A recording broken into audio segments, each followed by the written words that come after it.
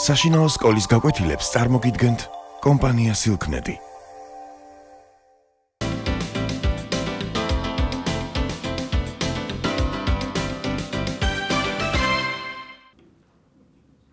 მოგესალმებით. ჩვენი საუბრის თემაა გურამ რჩეულიშვილის შესანიშნავი მოთხრობა ალავერდობა. გურამ რჩეულიშვილი გამორჩეული მწერალია ქართულ ლიტერატურაში.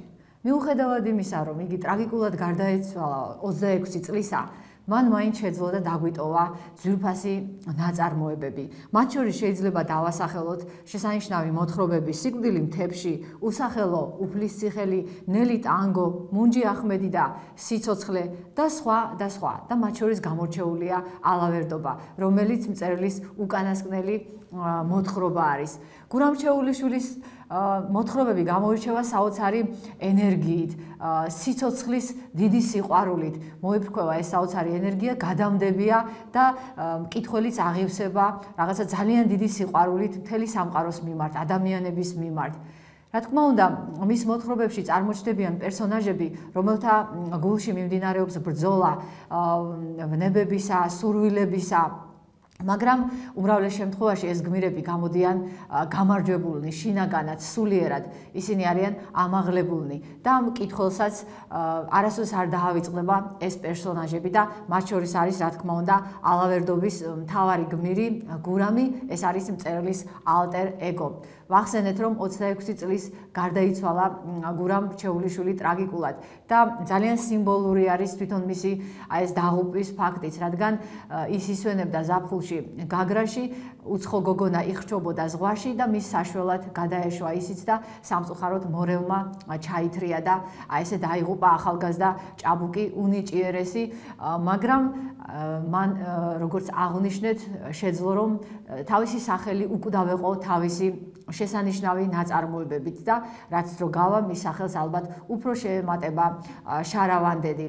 როგორც გითხარით, ის საოცარი ენერგიით მუხტავს თავის ნაწარმოებებს, ძალიან გადამდები არის ის ყოველივე, რის შესახებაც იგი გვიწერს თავის მოთხრობებში. ექსპრესიული რიტმი აქვს, საოცარი თხრობელი არის. მკითხველი მუდმივი ცნობის მოყარეობით ადევნებს თვალყურს თუ რა მოხდება, როგორ განვითარდება მოვლენები. მწერალი ხან ისტორიას მიმართავს, ხან თანამედროვეობას, მაგრამ ყოველთვის რაზეც გინდა წერდეს, იგრძნობა რომ მას ძალიან უყვარს ადამიანი. მას უნდა რომ ადამიანი იყოს ღმერთს მიმსგავსებული, ამაღლებული, სულიერად განვითარებული და მისი მოთხრობების წაკითხვაც ხელს უწყობს სწორედ ამას, რომ სულიერად განვითარდეს ადამიანი, უფრო მეტი სიყვარული ქონდეს გულში. რა თქმა უნდა, ცხოვრება ისეთია, რომ ბევრ ავსა და ბოროტებას შეამთხვევს კაცს, მაგრამ ადამიანმა თუ ის ნამდვილად ადამიანია, უნდა შეძლოს ამ დაბრკოლებების გადალახვა და გადაარჩინოს საკუთარ სულში ეს ღვთაებრივი ნაპერწკალი, რომელიც მას ღმერთს მიამსგავსებს. ალავერდი ისტორიული ძეგლი არის, ძალიან ცნობილი მონასტერი კახეთში გამორჩეული, ის სხვათა შორის ყველაზე მაღალი ეკლესია არის, როგორც ამბობენ. მისი თვითონ ეს სახელწოდება სხვადასხვანაირად აიხსნება, მაგრამ ერთი ვერსიით ეს არის თურქულ-არაბული სიტყვა და ნიშნავს ღვთისგან ნაბოძებს. მართლაც ეს ალავერდი, ვისაც უნახავს, ალბათ დამეთანხმება, რომ თითქოს მართლაც ღვთისგან ნაბოძებია. გაგიკვირდება, რომ ადამიანის ხელმა როგორ ააგო ასეთი მშვენიერი ტაძარი. ასეთი განცდა, რა თქმა უნდა, არა მხოლოდ ამ ტაძრის ხილვისას, სხვა ტაძრების ხილვისასაც უჩნდება ადამიანს და ამიტომაც არაერთი ლექსია, ვთქვათ, ამ თემაზე შექმნილი, როდესაც პოეტი გამოხატავს სწორედ აი ამგვარ აღტაცებას, რომ ვთქვათ, გალაქტიონი, როდესაც ნიკორწმინდის შესახებ წერს, რომ რა ხელმა ააგო, რა ნიჭმა ააგო ნიკორწმინდა. ან კიდევ როდესაც ალექსანდრე ყაზბეგი აღწერს სამების მონასტერს, ისიც გაოცებულია, რომ როგორ შეძლო ხალხმა ასეთი დიდებული ტაძრის ასეთ ადგილზე აშენება. და ყველა მწერალი, ყველა პოეტი, რა თქმა უნდა, დარწმუნებულია, რომ ხალხის შეერთებულმა ძალამ, ძალიან დიდმა რწმენამ გახადა შესაძლებელი ამგვარი ეკლესია მონასტრების აგება. და ჩვენ არაერთი ნაწარმოებიც წაგვიკითხავს, რომლებშიც აღწერილია კონკრეტულად კონკრეტულად აი როგორ იგება ტაძრები ასეთი მნიშვნელოვანი და შესანიშნავი, მაგალითად როგორ აიგო სვეტიცხოვლის ტაძარი, როგორ შესწირა მისმა ამგებმა მის აგებას სული და ეს ტაძრები ამიტომაც დგანან მარადიულად, თითქოს ცოცხალნი არიან და უკვდავები არიან. და ამ მოთხრობაშიც ალავერდი სწორედ ამგვარად წარმოჩნდება. აი ეს ღვთისგან ნაბოძები დიდებული საჩუქარი ადამიანებისათვის. მთავარი ის არის ამ მოთხრობაში, რომ მთავარ გმირს არ შეუძლია შეგუება ყოველდღიურ ერთფეროვნებასთან. იმდენად დიდი ენერგიით არის სავსე შინაგანად, აი შემოქმედებითი ენერგიით, რომ მას სურს, რომ აი ამისგან შინაგანად გათავისუფლდეს. ესე იგი, ამ ერთფეროვნებაში რაღაცა მღელვარება შეიტანოს. მას უნდა რომ ადამიანი ყოველთვის ამგვარად იყოს მოწოდებული, რომ ვერ შეეგუოს ვერანაირ სიმდოვრეს, ვერანაირ უმოძრაობას და მუდმივად იყოს მოძრაობაში, რადგან როგორც ილია ჭავჭავაძე ამბობს, გზავრის წელებში მოძრაობა აძლევს სტიმულს, ესე იგი სიცოცხლეს. მოძრაობა არის სიცოცხლის არსი, მოძრაობის გარეშე ყველაფერი დაიღუპება და განადგურდება. ახლა თვალი მივადევნოთ კონკრეტულად აი ამას, რომ ადამიანი მუდმივად უნდა მოძრაობდეს, მუდმივად უნდა ცდილობდეს რაღაცის შექმნას, ერთფეროვანი ყოფიდან ამოვარდნას, გამორჩეულობას უნდა ცდილობდეს ადამიანი და ამით სიხარულს უნდა ანიჭებდეს საკუთარ თავსაც და გარშემო მყოფებსაც. ადამიანი უნდა მიისწრაფოდეს ჰარმონიულობისაკენ, ჰარმონიულად უნდა იყოს ის საკუთარ თავთან უპირველეს ყოვლისა, საზოგადოებასთან, ბუნებასთან და მთელ სამყაროსთან. მაშინ ის სრულყოფილად შეძლებს, რომ შეიმეცნოს ღვთისგან შექმნილი სამყაროს მრავალფეროვნება. ახლა ვნახოთ, აი როგორ წარმოჩნდება ეს ყოველივე ამ მოთხრობაში. პირველ აბზაცებში მწერალი სევდიან განწყობილებას გვიქმნის, რათა შემდეგ ესეთი ამაღლებული განწყობილება შინაგანი უფრო მკვეთრად წარმოჩნდეს. წელს მთელი გაზაფხული იწვიმა, წვიმდა ზაფხულსაცო და ეს წვიმები გადაედო შემოდგომასაც. თუმცა, აი ესეთი მითი და ლეგენდა არსებობს საქართველოზე, რომ აქ ყოველთვის კარგი ამინდი არის. ამიტომაც ჩამოსულები თითქოს ვერ ეგუებიან აი ამ წვიმას, ისინი დადიან თეთრი პერანგებით, მებ ჩამოშლილი გალუმპულები, მაგრამ მაინც ჟერათ, რომ ეს არის უკეთესი ამინდი, ვიდრე მათ ქვეყანაში იცის. ასე რომ ესეც რა თქმა უნდა ხას უსვამს იმას, რომ მწერლის აზრით საქართველო არის გამორჩეული ქვეყანა, გამორჩეული ადამიანები ცხოვრობენ. რა თქმა უნდა, ამგვარად როდესაც მსჯელობთ და ამგვარად როდესაც ვფიქრობთ, ჩვენ არ აღნიშნავთ იმას, რომ რომელიმე ქვეყანა არის ნაკლები საქართველოზე, მაგრამ საქართველოში დაბადებულისთვის, ქართველისთვის, რა თქმა უნდა, მისი ქვეყანა არის, საკუთარი ქვეყანა არის ყველაზე ლამაზი და ყველაზე უჩვეულო. სამშობლო სიყვარულით არის გაჟღენთილი ეს მოთხრობას და სწორედ ის წარმოჩნდება, თუ რა არის აი ამ სიყვარულის მიზეზი. ამ სიყვარულის მიზეზი არის, რა თქმა უნდა, ბუნება საქართველოსი, რა თქმა უნდა, საქართველოს ხალხი, რომელმაც შეძლო, რომ ესეთი მშვენიერი საუნჯენი შეექმნა და ერთ-ერთი ასეთი გამორჩეული არის სწორედ ალავერდი. და მთავარი გმირი სწორედ ალავერდობაზე მიდის თელავში ალავერდის დღესასწაულზე დასასწრებად. და ალავერდობა 27 სექტემბერს იმართებოდა ყოველთვის და ახლაც მთავარი გმირი სწორედ აი ამ დღისთვის ჩადის თელავში, რათა ამ დღესასწაულს დაესწროს, რათა მიიღოს რაღაც ახალი სასიცოცხლო ენერგია ამ დღესასწაულისგან. იმიტომ რომ მან იცის, როგორ ტარდებოდა საერთოდ ამგვარი დღესასწაულები საქართველოში. ამ დღესასწაულის დროს როგორ წარმოჩნდებოდა ხოლმე ხალხის ერთიანობა, ძალიან დიდი რწმენა ღვთისა და ეს დღესასწაულები ამშვენდებდნენ საერთოდ ადამიანების ყოფასა და სიცოცხლეს. 26-ში საღამოს გამოიდარაო, წერს მწერალი. აქ ერთ რამესაც მივაქციოთ ყურადღება, პირველ პირში იწყებს მწერალი თხრობას და შემდეგ გადადის მესამე პირში. ესე იგი, ჯერ საკუთარ განცდებზე წერს და მერე თითქოს საკუთარ თავს გაშორდება და მესამე პირში აღწერს, ესე იგი, მთავარი პერსონაჟის განცდებს, მაგრამ ეს ისევე თვითონ არის, ასე ვთქვათ, გურამსაც არქმევს, ამიტომაც მთავარ პერსონაჟს, იმდენად უშუალო და გულწრფელი არის მისი განცდები და მართლაც არა გამოგონებულია ეს ყოველივე, არამედ საკუთარი განცდილია. საერთოდ ცნობილია, რომ ძალიან უყვარდა გურამ ჩეულიშვილს ხეტიალი, საქართველოს სხვადასხვა კუთხეში ხეტიალი ვთქვით, იმიტომ რომ აი არც ერთი კუთხე კუნჭული არ გამორჩებოდა. უყვარდა ესე იგი სოფლებში სიარული, იქაური ზნეჩვეულებების გაცნობა, ხალხის საუბრისთვის ყურის მიგდება. და განსაკუთრებით უყვარდა, რა თქმა უნდა, მთიანი მხარეები, საქართველოსი ძალიან ხშირად იყო ხევსურეთში, თუშეთში და ყველგან სადაც მივიდოდა, ესე იგი მიქონდა თავისი საოცარი სიყვარული და შემდეგ იქიდანაც ძალიან დიდი სიყვარულით სავსე ჩამოდიოდა და შემდეგ ამ სიყვარულს გაამჟღავნებდა ხოლმე თავის ნაწერებში. აქ აღწერილია თუ როგორ განიცდის ბუნებას, მის სილამაზეს ეს მთავარი გმირი, აი ამ ჰარმონიულობას, ეს არის საოცრად აღტაცებული ამ გაშლილი ალაზნის ველით, აი ამ მთებით, რომელიც კახეთში არის. ჯერ აღწერს ასე ვთქვათ შეღამებას, როდესაც მზის შუქით არის ჯერ კიდევ განათებული ყოველივე, შემდეგ საოცრად აღწერს, საოცარი ფერწერულობით აღწერს მზის ჩასვლას, როგორც ვიცით, მზის ჩასვლისას სულ სხვანაირი ფერები ედება მიდამოს, ესე იგი სულ სხვანაირად არის აელვარებული ირგვლივ ყველაფერი და საინტერესოა თვითონ ღამის პეიზაჟიც, როგორ თითქოს ღამემ უნდა წაშალოს ყველაფერი, მაგრამ ღამესაც აქვს თავისი ფერადოვნება და კარგ მწერალს ყოველთვის შეუძლია, რომ ეს ფერადოვნება მოიხელთოს და სწორედ ამას ახერხებს გურამ ჩეულიშვილი, როდესაც აღწერს აი ღამის საოცარ სურათს, აი მაგალითად ის ასე ამბობს, რომ ასე წერს, რომ იდგა მთლიანი სიბნელე და ამ წყუდიათში მოჩანდა უსასრულო სიღრმიდან მომავალი უმანძილო მინდორი. კი არ მოჩანდა, ინტუიციით ხედავდა ადამიანის თვალი.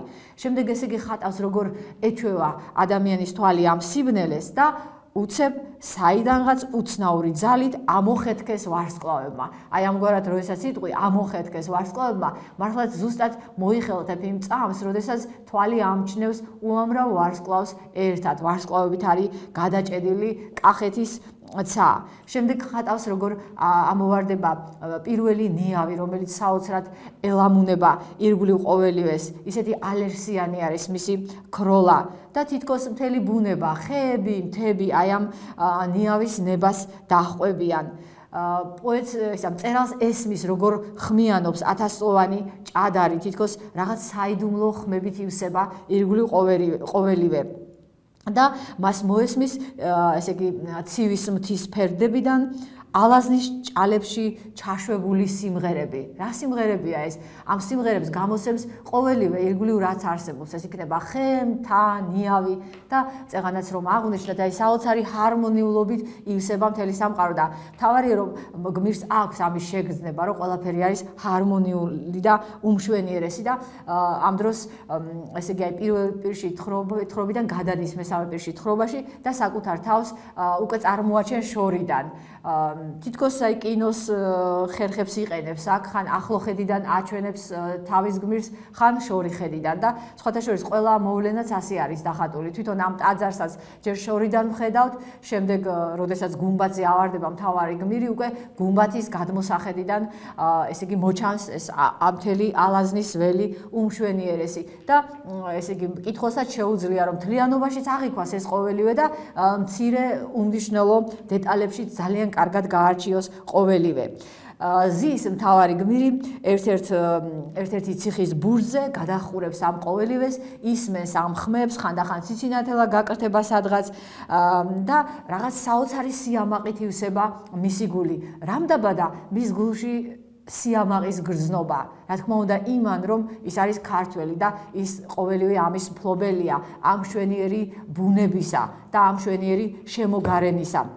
და ალაზნის ველი საერთოდ ხშირად ქცეულა ხოლმე პოეტების, მწერლების, შთაგონების წყაროდ, მაგალითად გიორგი ლეოიძე წერს ალაზნის ველი, ხოხობის ყელი და კიდევ სხვა მრავალი მაგალითი შეიძლება გაგვეხსენებინა, მაგრამ აქ მთლიანად იპყრობს, ასე ვთქვათ, ჩვენს წარმოსახვას გურამ ჩეულიშვილის დახატული ალაზნის ველი და საოცრად იხატება თვითონ ალავერდი. ის თითქოს ჭალიდან თეთრი გედივით გამოვარდება. აი არაჩვეულებრივი შედარება არის. წარმოვიდგინოთ თეთრი გედი მასთან არის სწორედ ალავერდი შედარებული და ესე იგი აი ეს სივრცე წარმოგვიდგება როგორც ზღვა, რომელშიც აი ესე ამაყად დაცურავს ეს ალავერდი, ესე იგი გედი და ეს სივრცე, რა თქმა უნდა, ითავსებს საუკუნეებს, ესე იგი დროს სივრცის ზღვა არის ეს, რომ წარმოვიდგინოთ და აი ამ დროს სივრცის ზღვაში თავისუფლად მოცურავს თეთრი გედივით გამოვარდნილი ალავერდი. სხვათა შორის გედსაც ადარებს და გემსაც ადარებს ალავერდს გურამ ჩეულიშვილი, ისეთი ლამაზი არის მისი ესე იგი ცქერისას დაბადებული შეგრძნებები. აქ ყურადღებას იქცევს ის, რომ მთავარი გმირი ესწრება ალავერდობის დღეობას, მაგრამ სამწუხაროდ მის გულში სიხარულის ნაცვლად ერთგვარი წუხილი იბადება, რადგან ის ხედავს არა დღესასწაულს, არამედ უბრალოდ ღრეობას და აი ამას ეთმობა ძალიან დიდი, ასე ვთქვათ, დიდი ნაწილი მოთხრობისა, აი ამის აღწერას, თუ როგორ არიან შეკრებილნი ადამიანები, მაგრამ მათ შორის არ არის რაღაც ერთიანი სულისკვეთება. ისინი არ არიან ესეთი აღტაცებულნი, ასე ვთქვათ, ამაღლებულნი იმისათვის, რომ რწმენა უფრო მეტად შეიგრძნო ღვთის რწმენა საკუთარ გულში. აი თითქოს შეკრებილი არიან ეკლესიის ეზოში, ამ ტაძარში იმისთვის, რომ ღმერთი ადიდონ, აქონ, მაგრამ სამწუხაროდ ეს ყოველივე თითქოს ყველას დავიწყებია. ისინი მხოლოდ ღრეობას მისცემიან. აქ ამ დღესასწაულზე მთელი კახეთიდან არიან მოსულები და ერთგვარად ინტერნაციონალური ხასიათიც ჰქონდა საერთოდ ამ დღეობას, იმიტომ რომ აქ მოდიოდნენ თუშები, ლეკები, წოვები, ჩეჩნები და ყველანი არიან ერთმანეთთან ძალიან მოყრულად, მაგრამ სამწუხაროდ აი მოყრობას ვერ შეიგრძნობს, აი დიდ სიყვარულს ვერ შეიგრძნობს, რომელიც დიდმა რწმენამ უნდა დაბადოს. უწესრიგოდ დადიან აქეთ-იქით, უწესრიგოდ ცეკვავენ, უწესრიგოდ ისმის დოლისა თუ გარმონის ხმა და აი ასე გადის მთელი ღამე ამ ღრეობაში. განსაკუთრებით ყურადღებას იქცევს ორი მოცეკვავე, რომელიც თავიდან კი შემოიკრებს გარშემო მაყურებელს. ერთი ახალგაზრდაა და ერთი შედარებით ხანდაზმული, მაგრამ ორივე ძალიან დიდი ენერგიულობით გამოირჩევა. მაგრამ გარკვეული დროის შემდეგ ისინი კარგავენ მაყურებელს, მაგრამ უაზროდ აგრძელებენ აი ამ ცეკვა თამაშს და ეს ცეკვა თამაში გრძელდება და გრძელდება უსასრულოდ. და აი ამ მთავარ გმირს, რა თქმა უნდა, აოცებს და აღელვებს ხალხის ამგვარი მოქმედება. ის ყველგან ხედავს, ესე იგი, ნასუფრას, ყველგან ხედავს რაღაც ნარჩენებს აი ამ დღეობისას და ღრეობისას და აი ეს ყოველივე უპირისპირდება იმ ჰარმონიულობას, რომლის შეგრძნებაც მას ჰქონდა ბუნებაში. და აქ მეფობს მხოლოდ და მხოლოდ დისჰარმონიულობა, ესე იგი, უაზრო სმა, უაზრო кейფი, უაზრო დროს ტარება. აი თითქოს რაღაც ნაპერწკალივით გაკრთება ხოლმე რაღაცა იმედი, რომ შეიძლება ხალხი რაღაცა ძალამ შემოკრიბოს, რაღაცა ძალამ გააერთიანოს, მაგრამ ეს ყოველივე არ ხდება და მაშინ გმირის სულში იბადება საოცარი პროტესტის განცდა. მას სურს, რომ ეს ერთფეროვნება რაღაცნაირად დაარღვიოს, რაღაცა დისონანსი შეიტანოს ამ ყოველივეში და გააღვიძოს რაღაც საოცარი სასიცოცხლო ენერგია და ამიტომაც ეს მთავარი გმირი მოიპარავს ერთ-ერთი იქ ყოფის ცხენს, უბელო ცხენს მოახტება, გაიყვანს იქვე ჭალაში და შემდეგ აი იქიდან იმ ჭალიდან შემოვარდება აი ამ მოცეკვა, ზოგი რომ ცეკვა, ზოგი რომ დაღლილია, აი ესე შემოვარდება ეს და დაარღვევს აი ამ ერთგვარ ერთფეროვნებას და ეს საოცრად იხატება მისი ეს შემოვარდნა. ეს მისთვის არის რაღაც თითქოს არტისტული ჟესტი. აი თითქოს რაღაც როლს თამაშობს, მაგრამ იმდენად არის შერწყმული ამ როლთან, ასე ვთქვათ, რომ ეს როლი აღარ არის, რა თქმა უნდა, ეს მისი შინაგანი მღელვარების გამომხატველი არის. აქ საოცრად იხატება ის, როგორ მოჰყავს ჯერნელა ცხენი, შემდეგ როგორ აჩქარდება ეს ცხენი, როგორ გადაეცემა ცხენს მხედრის გულისცემა, ამ სიჩუმეში ისმის მთლიანი დიდებული გაურკვეველი სურვილის სიმფონია, რომ ეს ყოველივე დაარღვიოს და ნელ-ნელა წამოიზრდება ეს მის წინ ასე ვთქვათ ალავერდი და თითქოს აი ისეთნაირად არის დახატული, თითქოს ზღვაში არის პატარა ნავი და შორიდან მოემართება გემი და ლამის უნდა შეეჯახოს ამ ალავერდს ისეთი განცდა აქვს, აი ეს მიშვებული ცხენი საოცარი ძალით მიქრის ამ ალავერდისაკენ. თეთრი გემივით იზრდება მის წინ ულამაზესი და უდიდესი ტაძართა შორის ალავერდი და მიდის აი ესე საბედისწეროს მისკენ საოცარი ესეთი გახელება იგრძნობა გმირის სულში, აი ექსტაზი ეუფლება მას, ექსტაზი რა არის, როდესაც ადამიანი ამოვარდება ყოველდღიური ყოფიდან, რაღაცა უჩვეულოს იგრძნობს და რა თქმა უნდა ეს ხალხი უცებ დაფეთდება, უცებ შეშფოთდება და ყველას ყურადღებას რა თქმა უნდა მიიპყრობს ეს მხედარი და სწორედ ეს უნდოდა მას. ერთ-ერთი ესე იგი პატრონი ამ ცხენისა, როდესაც დაინახავს აი ამ საკუთარ ცხენს, რომელსაც დაეძებდა ის შეშფოთებული და როდესაც გურამი ამ ცხენით ახლოს ჩაუქროლებს, ესე იგი გაუყარა ლეკმა ხანჯალი, ერთ-ერთმა ლეკმა გაუყარა ხანჯალი და ცხენი რა თქმა უნდა უსულოდ მიწაზე დაეცა, გურამი გადმოვარდა ამ ცხენიდან და გაიქცა ტაძრისაკენ და ეს ხალხიც გაეკიდა უკან. და ეს საოცრად არის დახატული, როგორ მირბის, ესე იგი, რაღაცა საოცარი სიხარულით ატაცებული გურამი და როგორ მისდევს ეს ხალხი. ეს გურამი შეიჭრება ეკლესიაში და ალავერდში შიგნით არის დახვეული კიბე და აი ამ კიბის საშუალებით არბის გუმბათზე ეს ხალხი მიყვება და იქ არის ერთი პატარა ეპიზოდი, რომელშიც საოცრად ჩანს, ასე ვთქვათ, ხალხისა და გურამის ურთიერთდამოკიდებულება. როდესაც გუმბათზე გავა გურამი, იქ ესე იგი გაღებული კარიდან უცებ სინათლის სვეტი ჩაიჭრება ამ კიბეებზე და გაანათებს, ასე ვთქვათ, ყოველივეს და ქვემოდან ამოსულ ხალხს უცებ ეს სასწაულივით, ეს ხალხი სასწაულით გაიცის ამ ყოველივეს. ის ერთ-ერთს მოეჩვენება, რომ წმინდა გიორგი, გამწყრალი წმინდა გიორგი გამოჩნდა და მისდევს მათ უკან. და თითქოს ეს რაღაც ხილვას ედარება და ამიტომ ისინი შეშინებულები ჩარბიან უკან. გურამი კი ადის ამ გუმბათზე და გაშლილი ხელებით დგება აი ამ გუმბათზე ის რა თქმა უნდა წარმოვიდგინოთ რა საშიშია ეს ყოველივე სადაც ის დგას და ხელები იმიტომ გაშალა რომ წონასწორობა შეეკავებინა და ყოველივე დახატულია ორ მხრივად ასე ვთქვათ. ერთი მხრივ გურამი რო დახურებს აი ამ ხალხს ზემოდან, ასე ვთქვათ, გახურებს ამ გაშლილ სივრცეებს და მეორე მხრივ იხატება ხალხის მზერა, რომელიც გაიტყორცნება, ასე ვთქვათ, ზემოთ გურამისკენ. და გურამი აქ სიმბოლურად მიემსგავსება თვითონ მაცხოვარს, იესო ქრისტეს, რომელიც სწორედ ასე ცდილობდა თავისი ცხოვრებით ყურადღება მიექცია ხალხისა და ისინი სწორ გზაზე დაეყენებინა, მათი მზერა მიემართა სულიერი გზისაკენ და ღვთისაკენ და ამ შემთხვევაში თითქოს ეს გმირი, მთავარი გმირი სწორედ აი ამ მისიას იტვირთავს, რომ ის გამოეცხადება თითქოს ადამიანებს იმისათვის, რომ გამოაფხიზლოს ისინი აი ამ ცხოვრებისეული ჭაობიდან, რომელშიც ისინი არიან ჩაფლული და თითქოს გვესმის კიდევ ჯვარზე გაკრული ქრისტეს სიტყვები, რომ ღმერთო შეუნდე არიციან რას იქმან. და გურამი რა თქმა უნდა საოცარი შეგრძნებებით არის შინაგანად ახსავსე, ის აღტაცებულია იმ ყოველივეთი, რასაც ხედავს, მაგრამ აი როდესაც საწადელს მიაღწევს, ესე იგი, ის დგება ის ერთი წამი, როდესაც შეკრებილი ხალხი რაღაც საერთოს გარშემო გაერთიანება, როდესაც აი ამ ხალხის მზერა ესე იგი მიიმართება ზემოთკენ, ზეცისაკენ, აი თითქოს აი ამ ენერგიისაგან გურამიც იცლება და ხვდება ერთ საოცარ ჭეშმარიტებას და აი ამ აფორისტული ფრაზით გამოხატავს აი ამ ჭეშმარიტებას, რომ ვნების სიმძაფრე არის შენებაში და არა აშენებულით ტკბობაში. გურამი შეიგრძნობს, რომ სწორედ ეს ხალხი არის შემოქმედი აი ამ ალავერდისა და კიდევ უამრავი ტაძრისა, რომლებიც მათ აუშენებიათ საუკუნეების განმავლობაში. სამწუხაროდ შეიძლება ამ ხალხში დრო და დრო მინაოლდეს, ესე იგი, აი ეს შემოქმედებითი ცეცხლი, მაგრამ აუცილებლად ის